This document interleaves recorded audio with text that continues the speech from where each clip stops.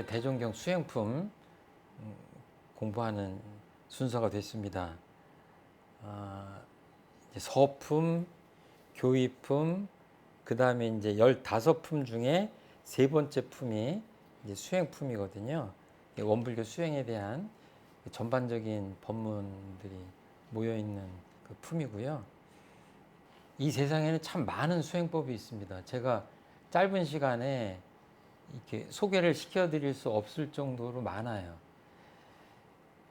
그러니까 어떤 사람들은 이제 불교적 전통으로 얘기하면은 그냥 잠을 줄여서라도 좌선을 열심히 독공을 하는, 그래야 도를 좀 깨달을 수 있다 하는 사람들도 있고, 또는 막 절도 그냥 한 3,000배 정도 해야 되는 거 아니냐, 이제 그렇게 하는 사람들은 수행을 잘한다고 하기도 하고, 뭐 서양 같은 경우에 그 수도원 같은 데 보면 그냥 수도원이 아니라 바위 꼭대기에 이렇게 사람이 올라가기도 힘든 곳에 수도원을 지어놓고 그냥 평생 무건수행 하는 수도원도, 그 종신 폐쇄된 수도원 들어보셨죠?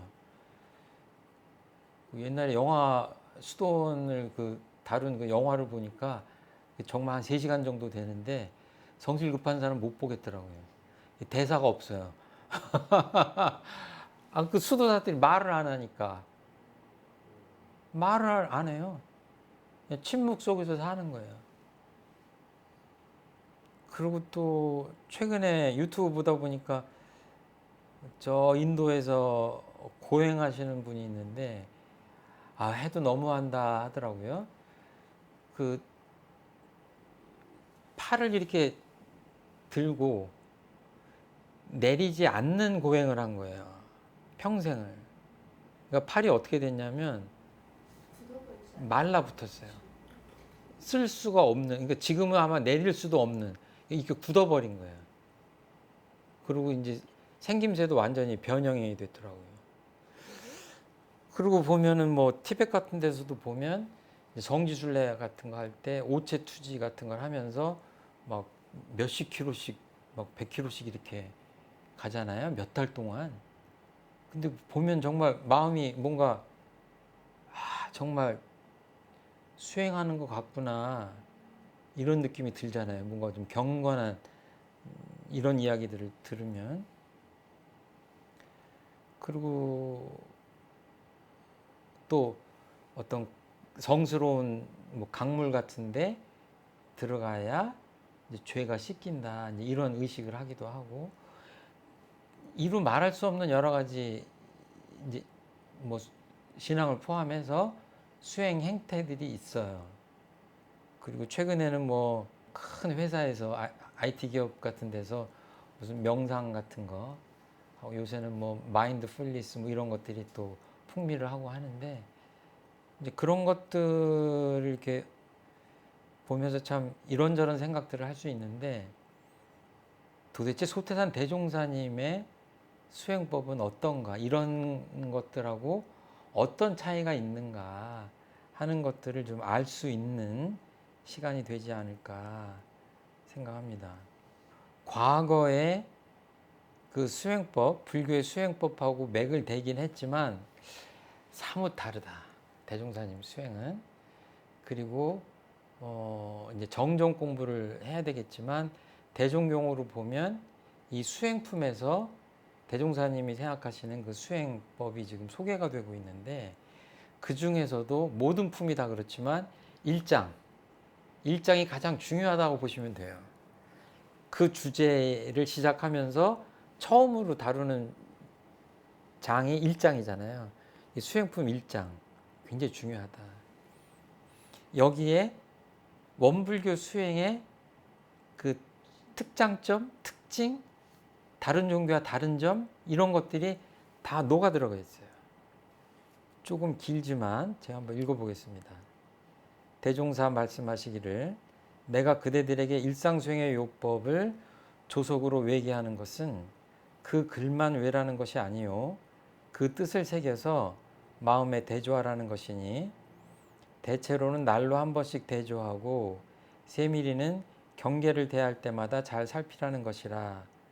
곧 심지에 요란함이 있었는가 없었는가, 심지에 어리석음이 있었는가 없었는가, 심지에 그름이 있었는가 없었는가, 신분의성의 추진이 있었는가 없었는가, 감사 생활을 하였는가 못하였는가, 자력 생활을 하였는가 못하였는가, 성심으로 배웠는가 못 배웠는가, 성심으로 가르쳤는가 못 가르쳤는가, 남에게 유익을 주었는가 못 주었는가를 대조하고 또 대조하며 챙기고 또 챙겨서 필경은 챙기지 아니하여도 저절로 되어지는 경지에까지 도달하라 함이니라.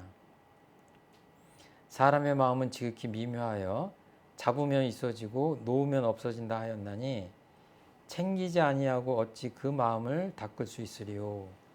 그러므로 나는 또한 이 챙기는 마음을 실현시키기 위하여 상시응용 주의사항과 교당내왕시 주의사항을 정하였고, 그것을 조사하기 위하여 일기법을 두어 물샐 틈 없이 그 수행 방법을 지도하였나니 그대들은 이 법대로 부지런히 공부하여 하루속히 초범 입성의 큰 일을 성취할지어다.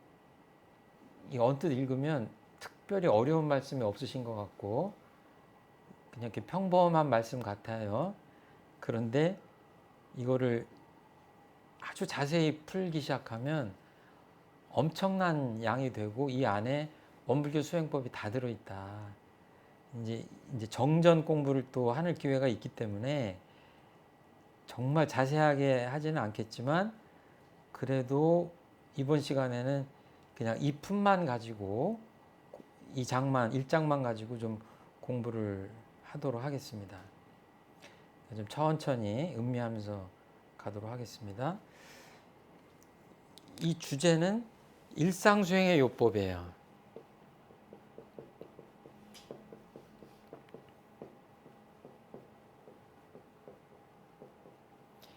이 일상이라고 하는 것은 한자로 쓰면 날일자에 항상상자, 우리가 늘 쓰는 일상이라고 하는 반복되는 일상 이러지 않습니까? 이 수행은 뭐 수행입니다.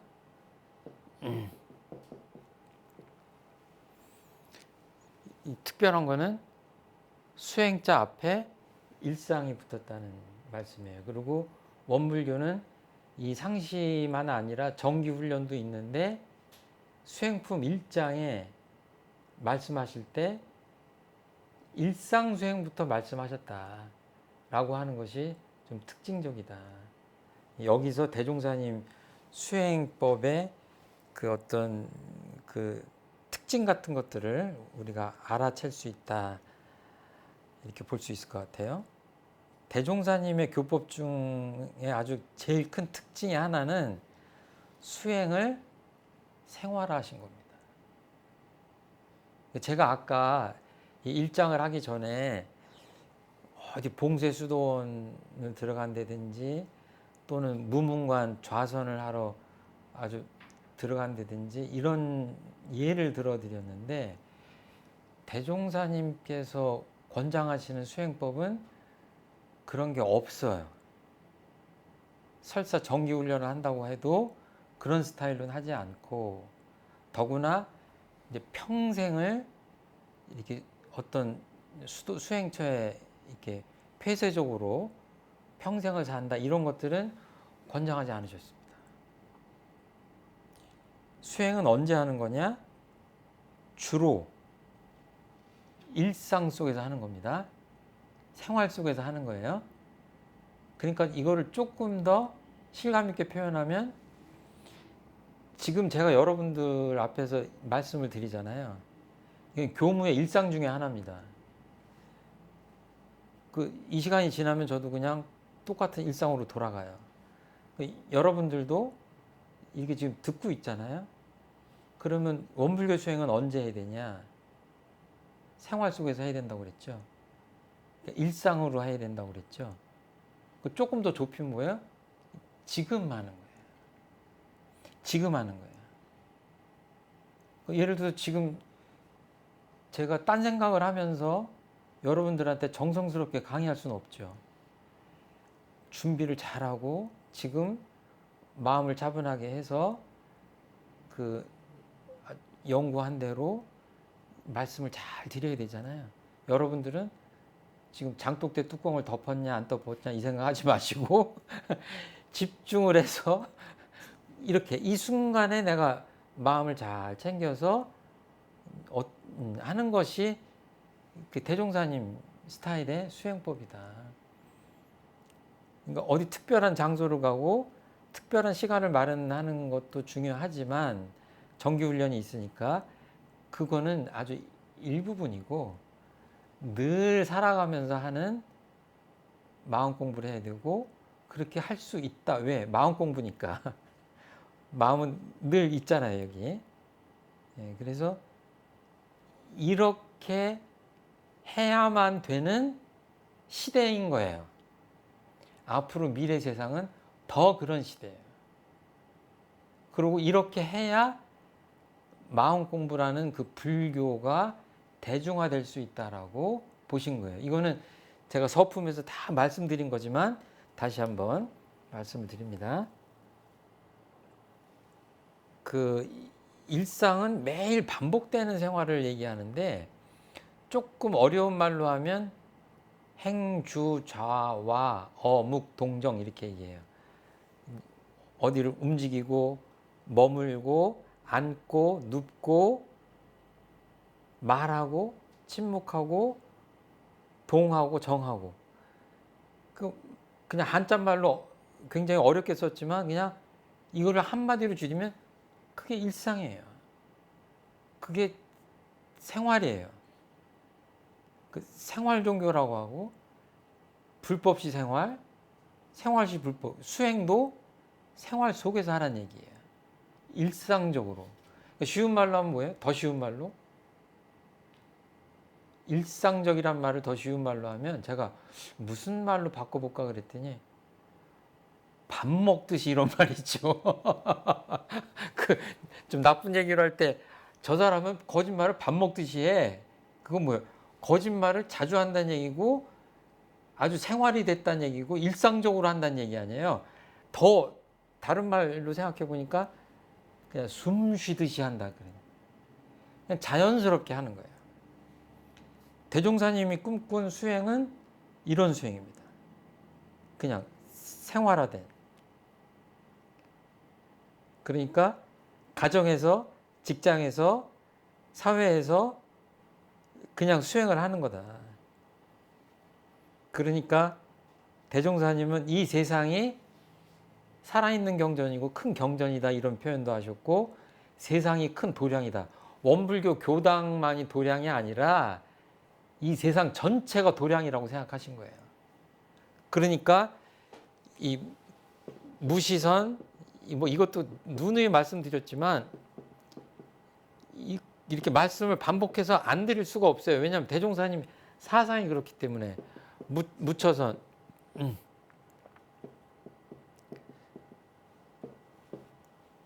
그냥 anytime, everywhere 언제나 예, 마음 공부하자는 얘기예요. 그러니까 예를 들어서 수영을 제가 배웠어요.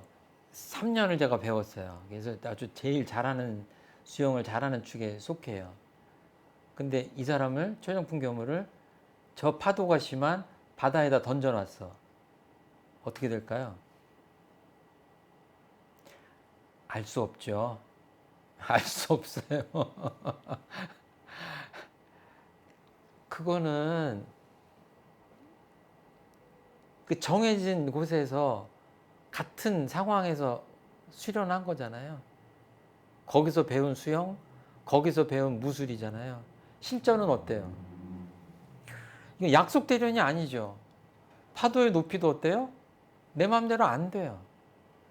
정말로 수영을 잘하는 사람은 강에서도 바다에서도 잘하는 사람이죠. 정말로 수영을 배우려면 그 풀 실내 수영장을 벗어나야죠. 그러니까 그 산속에서 공부 잘하다가 하산을 하면 수행한 게 어디로 갔지? 왜? 산속에는 경계가 없잖아요. 이게 산에서 하산을 하면 뭐예요? 제가 군대에서 그 막 1등병 이럴 때 그 휴가를 나왔거든요. 오래간만에. 그랬더니 지나가는 아가씨들이 달리 보이더라고요. 그냥 옛날에는 그냥 아가씨인가 보다 그랬는데 맨날 국방색 옷만 보다가 그 알록달록한 옷을 보니까 달라요. 그러니까 제가 재밌으라고 이런 말씀드리지만 우리 수행하고 아주 밀접한 겁니다. 도대체 어디서 언제 수행을 하는 거냐. 대종사님이 이 일상수행요법은 그 정전에 있는데 아까 본문에 읽은 것과 거의 똑같은 내용이에요. 근데 이 내용이 이제 원불교 넓은 의미의 뭐 신앙수행이 합쳐진 건데 교리 전체가 그 9가지로 이렇게 정리가 된 거거든요. 그것들을 마음속에 지녔다가 어때요? 대체로는 날로 한 번씩 대조하고 이렇게 말씀하셨어요. 그러니까 원불교 수행을 하면 언제 일상수행의 요법을 대조하죠? 보통은 아침에 해요. 심고를 올리고 조속심고, 아침 심고를 올리고 저희 기숙사 때부터 어떻게 생활화됐냐면 좌선하기 직전에 목탁을 치면서 일상수행의 요법을 외우고 좌선을 시작해요. 그러니까 뭐예요? 좌선보다 더 앞선 거예요. 일상수행의 요법이. 왜 그래요? 좌선은 정신수양 과목의 한 부분일 뿐이에요. 일상수행의 요법은 뭐예요? 24시간 일상수행의 요법을 해야 되기 때문에 일상수행을 해야 되기 때문에 제일 먼저 하는 일이 일상수행의 요법을 대조하는 일이라고 보시면 돼요. 그러니까 이제 저희 같이 교무들은 새벽에 하지만 이제 제가 공부하시는 분들은 아침에 못 하시면 저녁에 한 번씩이라도 대조를 하는 거죠. 대조한다는 거는 뭐예요? 그대로 내가 했는지 안 했는지를 이게 비교 평가한다는 얘기죠. 대조한다는 얘기. 그런데 그 다음 문장을 보셔야 돼요. 세밀이는 언제 하라고 그랬죠? 경계를 대할 때마다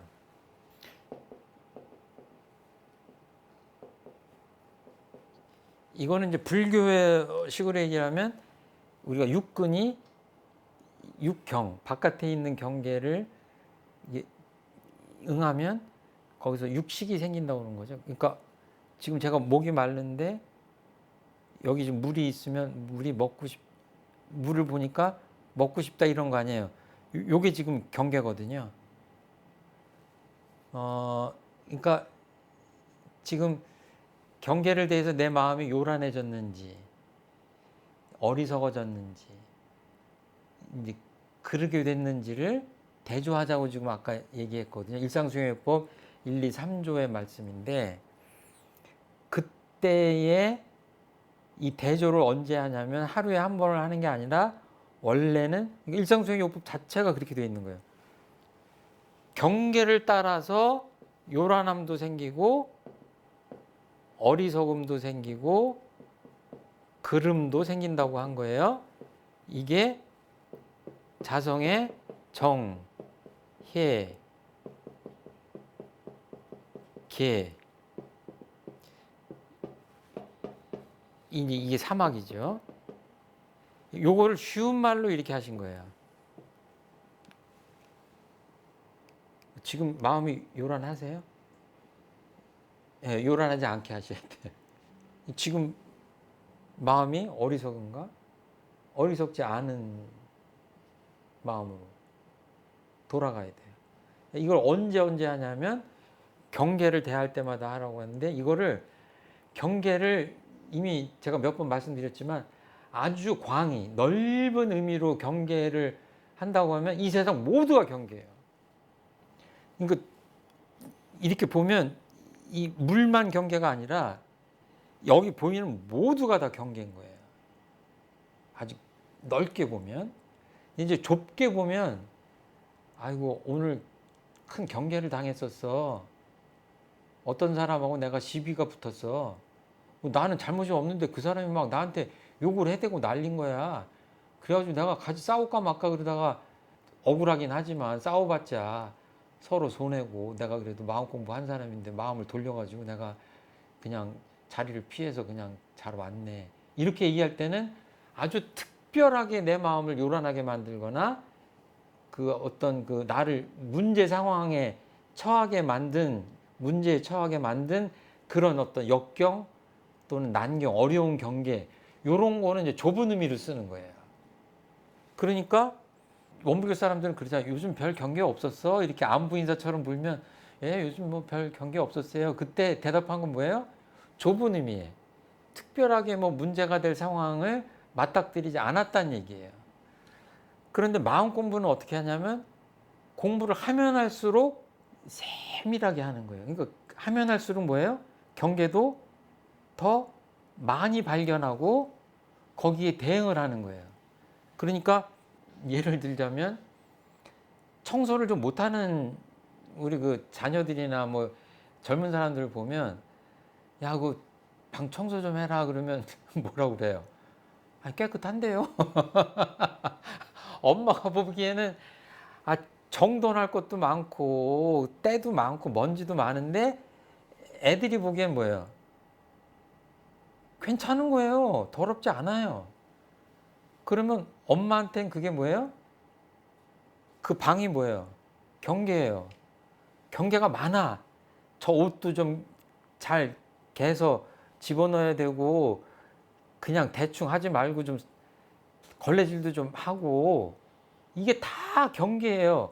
방 하나가 경계가 아니라 그냥 그 방 하나를 보고 있으면서도 온갖 경계가 다 많은 거예요. 그런데 그냥 대충 보면 그 어린 사람들 눈에는 괜찮은데 경계가 없는 거예요. 그러니까 경계도 뭐예요? 처음에는 큰 것대로 이렇게 대줘야 되겠지만 정말로 면밀히 보면 이제 공부를 하면 할수록 내가 이걸 잘못 보고 있는 거 아닌지 그래서 아주 세밀하게 공부하는 데가 되겠죠. 그래서 이제 여기 보면 1, 2, 3조 이제 정전의 원문이 있는데 대종사님께서 정전 그대로 하셔도 되는데 정전을 더 쉽게 지금 표현하신 거예요. 근데 이 대목은 완전히 일상수행의 요법 원문하고 거의 같아요. 그래서 이제 원문을 말씀드리자면 일상수행의 요법은 심지는 원래 요란함이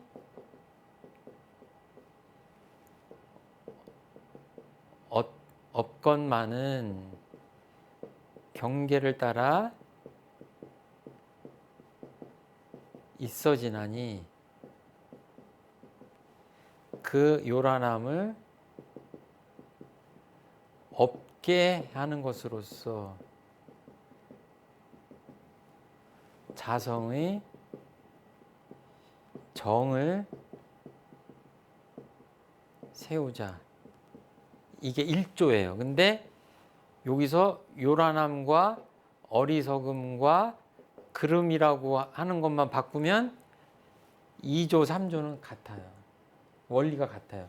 왜 3개로 했냐면 계정의 사막 때문에 한 거예요. 그러면 뭐 아시겠지만 이 심지는 이제 이거는 뿌리를 따지면 그 육조 스님이 심지무란 자성정 이렇게 표현하셨어요. 그거를 쉽게 계승하신 거예요. 한글로. 심지라는 것은 원래 요란함이 없는데 아까 말씀드린 대로 목이 마르고 있는데 시원한 콜라가 한 잔 있으면 뭐예요? 갑자기 먹고 싶다는 생각이 드는 거예요. 여기까지는 괜찮은데 술이 한 잔 있는데 먹고 싶은 거야. 이렇게 자꾸 올라가면 뭐예요? 나중에는 이게 정말 마음이 동하면 안 되는데 마음이 가는 거잖아요. 그러니까 잘못하면 뭐예요?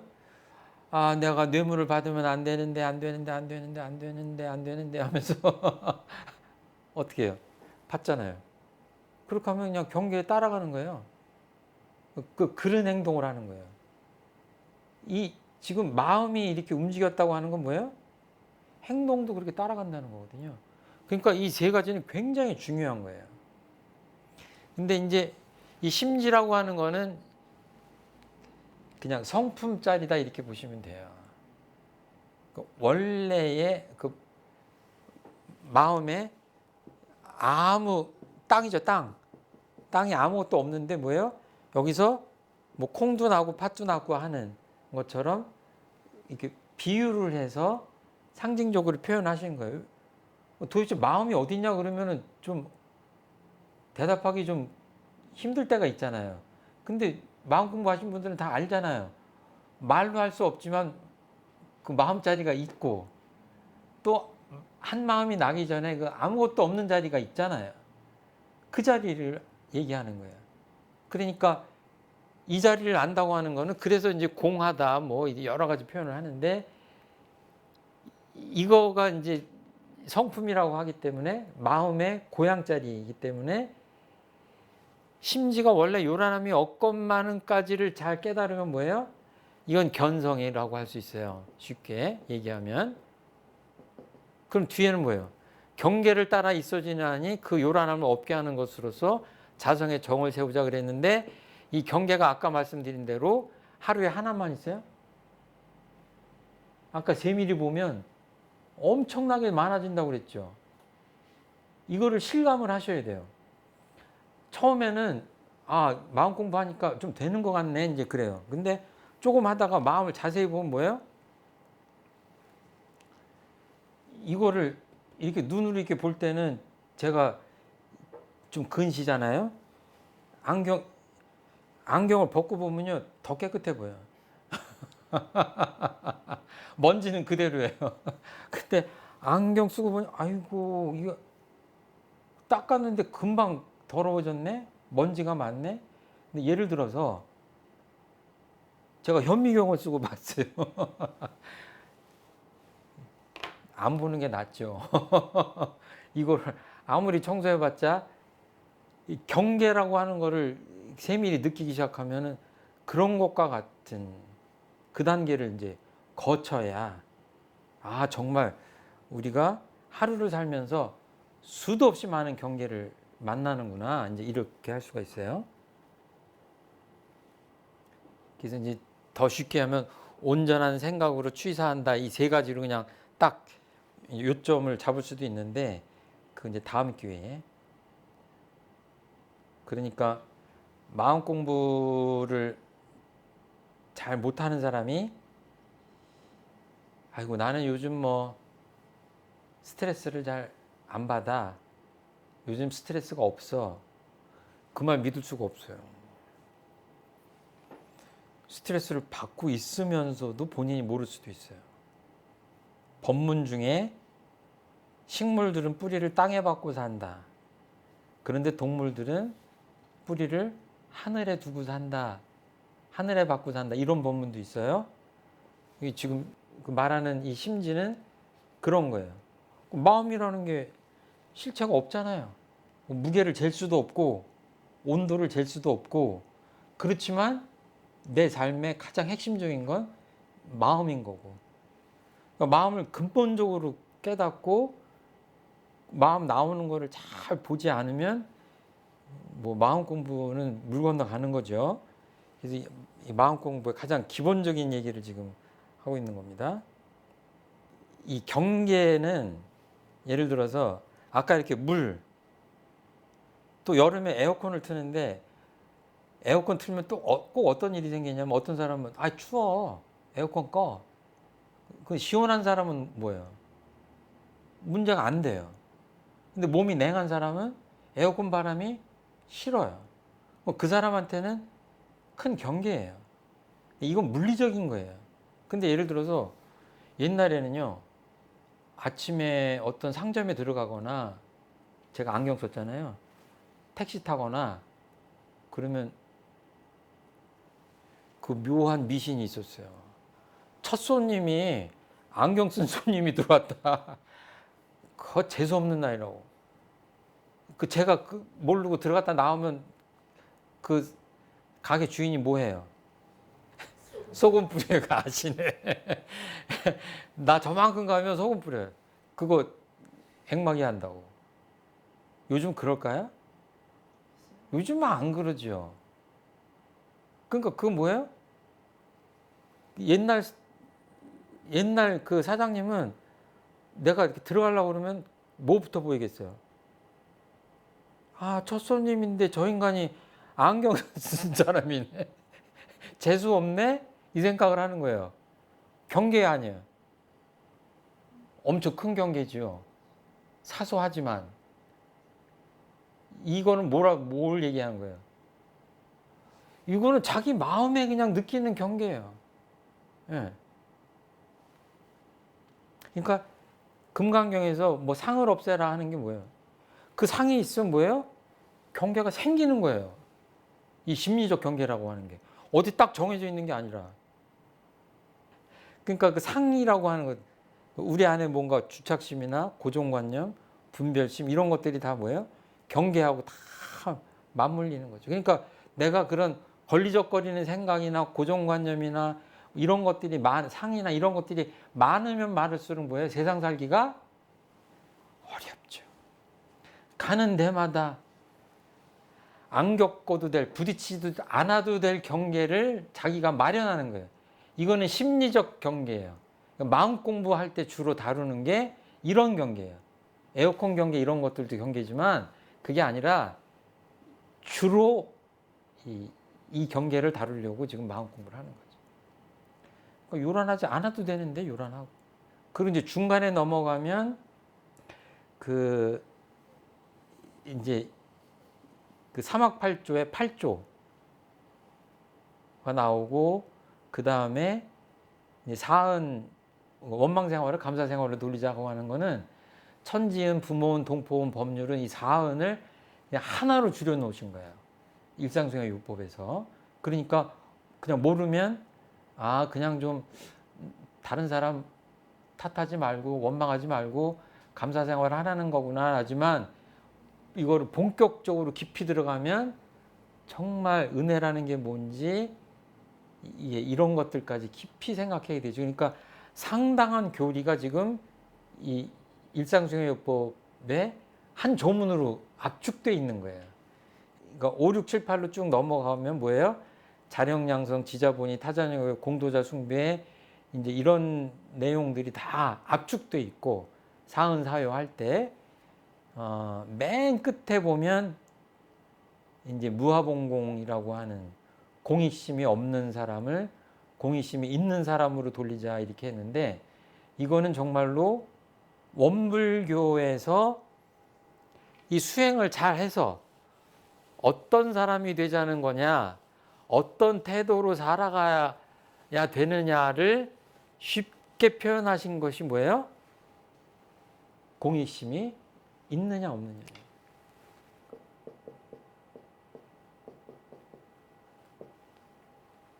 공 이익할 때 이거를 두 자로 줄이면 뭐라고 그래요? 예, 요거 빼면 돼요. 공심. 그러니까 우리 스승님들께서 어떻게 말씀하셨냐면 대공심, 마음을 크게 비우면 대공심이 된다. 공변된 사람이 된다는 얘기예요. 뭐냐? 내가 사사가 떨어지는 거죠. 이론상 서원문에서도 이론의 체성에 합하고 이론의 위력을 얻고 이런 것들이 다 여기랑 맞물리는 거예요. 그러니까 마음을 비우니 많이 저 사람이 마음을 비웠는지 안 비웠는지 저 정치인이 마음을 비웠는지 안 비웠는지 저 부자가 마음을 비웠는지 안 비웠는지 알려면 어떻게 해요? 마음을 이렇게 뚜껑을 열어가지고 보면 제일 편한데 마음에 뚜껑이 없잖아요. 뭘 보면 돼요? 행동을 보면 돼요. 표시가 안 나는 거예요. 원불교 공부는 이렇게 뭐랄까 이 군대도 보면 그 정규 군들 있잖아요. 이렇게 제복을 딱 입고 군인이다 이렇게 군복 입고 하는 게 아니라 좀 표현이 좀 그러긴 한데 좀 특수군, 좀 비정규군 같은 사람들 있죠. 그 옷도 그냥 자유롭게 입는. 그러니까 점점 그 특수임무를 띈 사람들은 나중에 어떻게 돼요? 구분할 수가 없어요. 겉으로는 뭐를 이렇게 갖고 다니는 것도 없는 것 같고 군인 같아 보이지도 않아요. 그런데 뭐예요? 정말로 어려운 경계를 만나면 누가 그 역경을 뚫고 나가서 정말 목표를 달성해요. 오히려 그렇게 표시 안 나는 사람들이 하는 거거든요. 그 특수요원들이. 그러니까 뭐예요?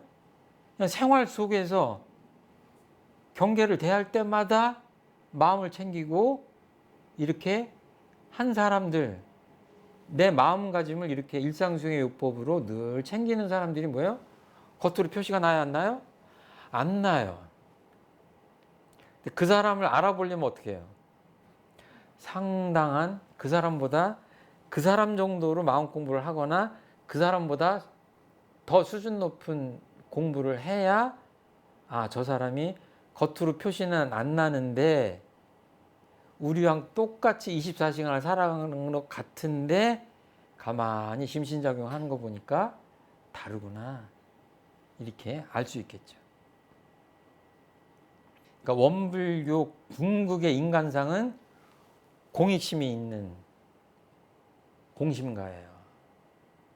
이거를 하려면 뭐예요? 원불교 신앙 수행, 일상수행의 요법을 딱 자기 것으로 만들고 자나 깨나 살아가면서 그것들 대조하고 그렇게 살아가는 사람이라야 구조까지 갈 수 있다. 대종사님은 이런 사람들을 만들려고 하신 거예요. 그래서 어디까지 하냐면 대조하고 대조하며 챙기고 또 챙겨서 필경은 챙기지 아니하여도 저절로 되어지는 경지까지 도달하라 함이니라. 대조를 하는데 이 까만색이 기준이에요.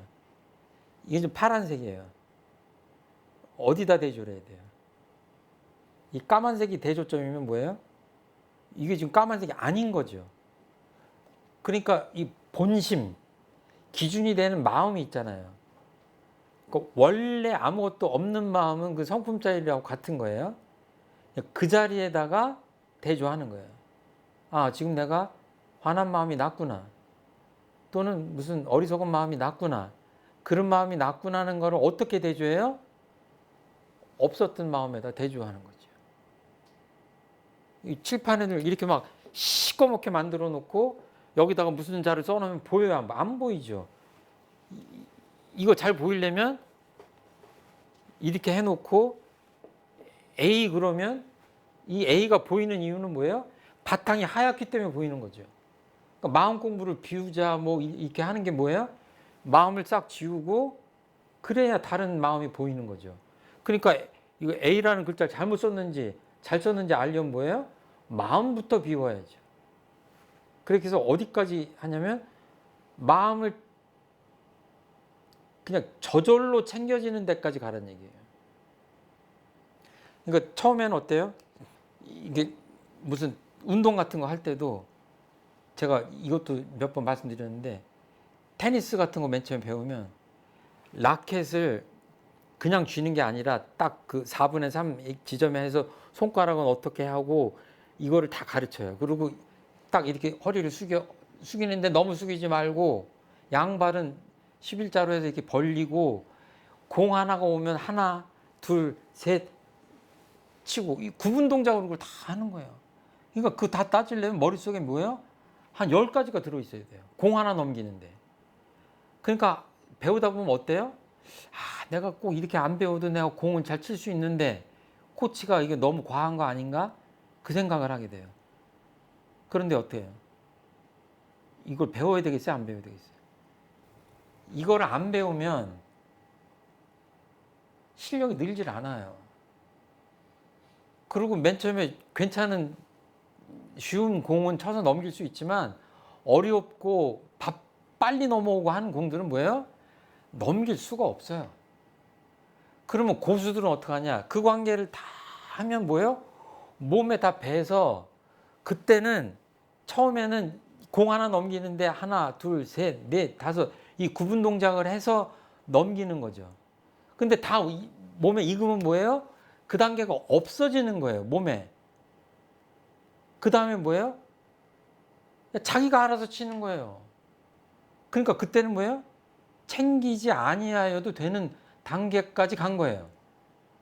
그렇게 생각하시면 돼요. 그러니까 초보자 때는 이 9가지, 3학 8점, 3학 8, 4은 4 이것들을 몸에 다 익히도록까지 해야 되고 시간이 가면 그게 그냥 한 마음에 돌아와서 없는 것 같아요.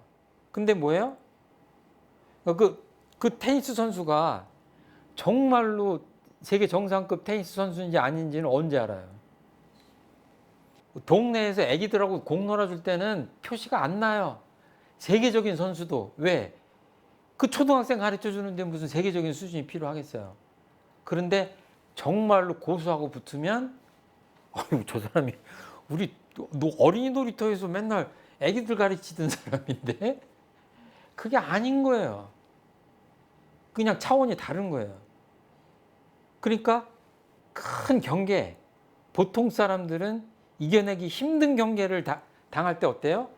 그 단계를 다 천만 경계를 다 넘긴 사람은 그 진가를 그때 발휘하는 거죠. 그래서 이 수행에 보람이 있고 이 부처님들 성현님들이 이렇게 공부하라고 한 이유가 있구나. 그래서 우리로 말하면 이제 이거를 유념 공부, 주의 공부 해요. 그렇게 해서 이제 이것을 그냥 천만 경계에 당했을 때 뭐예요? 백전백승할 수 있어요. 그 단계를 뭐라고 그래요? 우리로 얘기하면 법강항마위예요. 예. 경계가 이 사람을 어떻게 흔들 수가 없어요. 그러면 이게 불교에서 이제 대개 어떤 표현이 있냐면 아라한 정도인 것 같아요. 제 기억에. 그러면 무쟁삼매가 된다고 그러거든요. 그러니까 그냥 이 관계 저 경계 닥칠 때마다 너무 힘들고 괴롭고 사람들이 그냥 다 고통을 겪는 게 경계 때문에 그런 거거든요. 그런데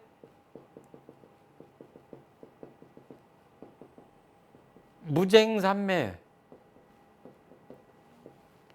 그냥 편안한 거예요.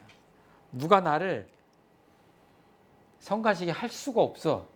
왜? 마음이 그렇게 딱 중심이 잡혀 있고 힘이 길러져 있기 때문에 3대력이.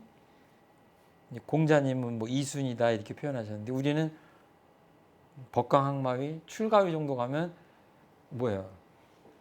그냥 온갖 파도가 경계가 잠을 자는 거예요. 사실은 그 파도는 그냥 있지만 내가 산더미 같은 인격이 됐기 때문에 그냥 그 파도는 잠든 파도와 같은 거죠. 생각만 해도 좋잖아요. 거기까지 가긴 힘들지만. 예. 그래서 사람의 마음은 지극히 미묘해서 잡으면 있어지고 놓으면 없어진다 하였나니 챙기지 아니하고 어찌 그 마음을 닦을 수 있으리요.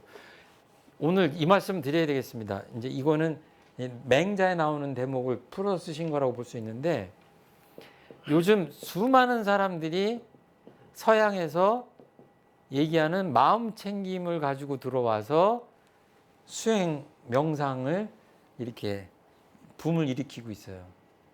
그런데 마음 챙김이라는 단어는 제가 보기에는 이렇게 경전에 이렇게 밝힌 건 뭐예요? 대종사님이죠. 서양에 마음 챙김이라는 단어가 있을까요? 챙긴다고 하는 표현 쉽지 않습니다. 불경에 있을까요? 그 뜻은 있지만 우리나라 순수한 우리 말로 마음 챙김, 이거 한자말 아닙니다. 챙긴다고 하는 거는 설명 안 드려도 알잖아요. 한국 사람은 챙긴다. 잘 챙겨라. 빠뜨리지 말고. 대종사님이 쓰신 말씀이에요. 이 수행품 1장은 우리 수행의 기본 전제가 뭐냐면 마음을 챙기는 데서부터 시작하는 겁니다. 그러니까 내가 내 마음을 챙기지 못하면 그 한자로 뜨면 방심이에요. 마음을 놔버린 거예요. 그러니까 마음이 풀어져 버리면 수행은 할 수가 없다. 그래서 이거를 또 이렇게 챙기고 하는 것들을 다시 챙기기 위해서 상시훈련법을 내놓으셨어요. 상시응용주의상, 교당내화주의상을 해서 또 체크를 하게 했어요. 그리고 그렇게 하려면 또 일기를 쓰지 않을 수밖에 없는 거예요. 안 쓸 수 없는 거예요. 그렇게 챙기라고 해놓고 또 일기법으로 챙기고 상시훈련으로 챙겼다. 그래서 어떤 표현을 하시냐면 물 셀 틈 없는 물 셀 틈 없는 공부법이에요. 그러니까 이 바구니에다가 이 물을 담으면 딸기나 고구마는 나가지 않겠지만 물은 새겠죠. 이 챙기라고 해놓고 또 상시훈련으로 또 챙기고 일기법으로 매일매일 다시 챙기게 하고 이 3번이나 지금 챙기게 한 거예요. 왜? 물 셀 틈 없이. 왜 이렇게까지 좀 이런 표현을 해도 되는지 좀 지독하니 많지 이렇게 표현을 하셨냐? 왜 그러겠어요? 마음을 한번 놓치고 큰 경계를 한 번만 놓치면 어떻게 돼요? 인생이 망가집니다. 100번, 1000번을 실수하지 않다가도 한 번 실수하면 그 귀중한 어떤 사람이 자기 인생을 귀중하다고 생각하지 않겠어요. 근데 한 번의 실수로 방심으로 마음을 챙기지 못한 결과로 한 번의 일생이 수포로 돌아갈 수 있다. 보시잖아요. 뉴스 보면서 늘 보고 있잖아요, 우리가. 그만큼 중요한 거다. 그러니까 한 마음도 놓치지 않아야 된다라고 하는 게 대종사님 표현이에요. 그래서 이렇게 한 마음 챙긴 글은 별거 아닌 것 같지만 결국은 이렇게 해가지고 어디로 가자? 초범 입성. 뛰어넘는다는 초월할 때 범, 입성. 성인의 경지에 범부의 차원을 넘어서 중생의 차원을 넘어서 불보살의 경지를 이른다는 거예요. 그러니까 그냥 한마디로 줄여서 하면 가장 기본적인 수행의 첫걸음은 뭐죠? 마음을 챙기는 거예요. 마음을 잘 챙기기만 하면 어떻게 된다? 중생이 불보살이 될 수 있고 범부가 성현의 반열에 오를 수 있다라고 말씀하시는 거예요. 그러니까 정산종사님이 유교에서는 소학만 읽어도 군자가 된다고 그랬는데 우리는 이 수행품 1장에 나오는 정전에 나오는 일상승의 요법 구조만 잘 챙겨서 대조해도 부처가 되는 거를 확언할 수 있다. 이렇게 말씀하신 바가 있어요. 그러니까 아주 한마디로 줄이면 마음을 챙기는 공부다. 원불교 수행의 첫 번째 단계는 마음을 챙기는 것이다. 그러니까 마음은 언제 챙겨요? 지금 챙기는 겁니다. 지금 챙기고 길 걸을 때 챙기고 버스 탈 때 챙기고 내릴 때 챙기고 집에 가서 챙기고 밥 먹을 때 챙기고 내 남편과 아내하고 얘기할 때 챙기고 출근할 때 챙기고 내 직원들하고 얘기할 때 챙기고 죽을 때까지 챙기는 거예요. 원불교에서 천도제 지내잖아요. 죽은 다음에도 챙겨야 돼요. 정신을 차려 잘 들으소서 그러잖아요. 영혼의 상태로 있는 49일 동안도 그 마음을 챙겨라. 챙겨라 하는 얘기예요. 그러니까 여기에 그냥 엄청난 불교의 진수, 원불교의 핵심이 이 법문에 담겨 있다. 이렇게 보시면 될 것 같아요. 질문이나 이제 소감 있으시면. 근데 지금 말씀하신 건 되게 이제 훈련을 많이 쌓아야지 그렇게 이제 되시는 것 같고, 초보자는 그 경계를 큰 경계가 아니면 경계인지 아닌지 모르고 그쵸. 지나가는 게 이제 되게 많아서, 예.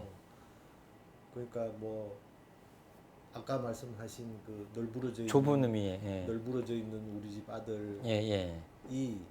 보기에는 그 널려져 있는 자기 방이 전혀 경계가 이제 아니에요. 아니잖아요. 예. 그러니까 엄마라는 사람은 그걸 보면 이제 당연히 큰 또 경계죠. 경계가 돼서 예. 이제 잔소리를 하는데, 그러면 예. 이제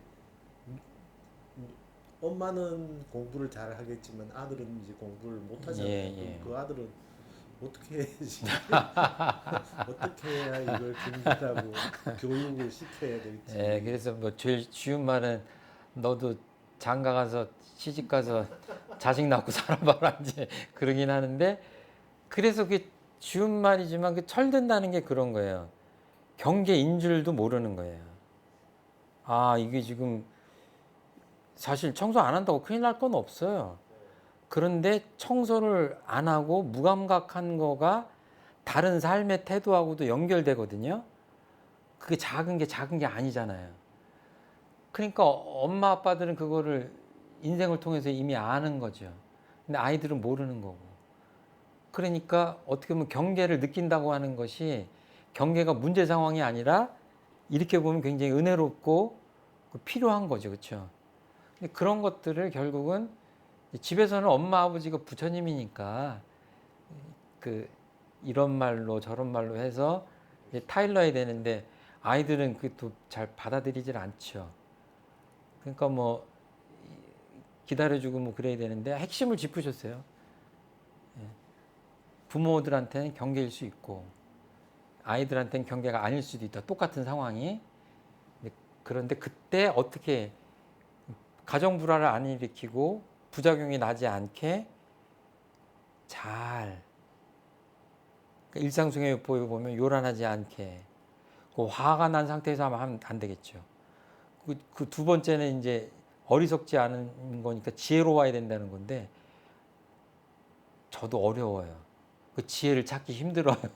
그렇지만 어떻게 하면 그 자녀한테 맞게 지혜롭게 할까 이제 잘 생각해야죠. 그러니까 결국은 그 공부거리는 부모들 더 느끼는 사람 몫이 더 큰 거죠. 뭐 제가 특효학은 말씀 못 드리겠습니다. 여기까지 할까요? 예. 아유, 감사합니다.